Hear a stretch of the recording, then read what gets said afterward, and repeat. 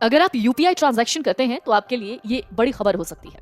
बदलते वक्त के साथ ही यूनिफाइड पेमेंट इंटरफेस यानी यूपीआई आम लोगों के जीवन का अहम हिस्सा बन गया है। आप जब भी बाजार जाते हैं या किसी दुकान पर या कहीं पर भी जहां आप खरीदारी कर रहे होते हैं या लेन देन का काम कर रहे होते हैं तो आप यूपीआई का इस्तेमाल करते हैं।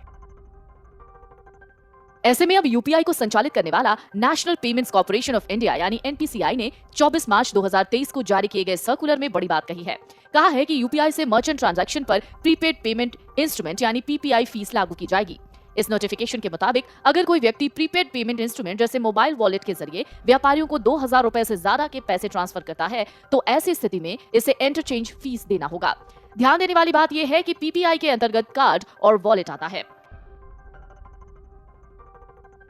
इकोनॉमिक टाइम्स में छपी रिपोर्ट के मुताबिक एनपीसीआई के सर्कुलर में 2000 रुपए से ज्यादा के ट्रांजैक्शन पर ही ये इंटरचेंज फीस वसूला जाएगा। ये फीस आमतौर पर 2000 रुपए से ज्यादा की राशि का कुल 1.1% होगा।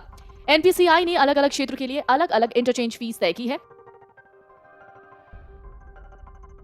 कृषि और टेलीकॉम क्षेत्र में सबसे कम इंटरचेंज फीस वसूला जाएगा। ये चार्ज मर्चेंट ट्रांजैक्शंस यानी व्यापारियों को पेमेंट करने वाले यूजर्स को ही देना होगा।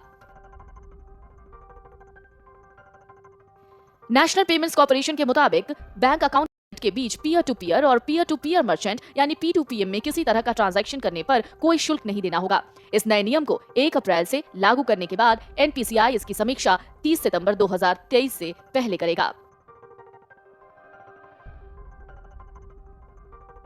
तो कुल मिलाकर आपको बता दें कि अब अगर आप यूपीआई से पेमेंट कर रहे हैं तो आपको ये खबर जान लेना जरूरी है।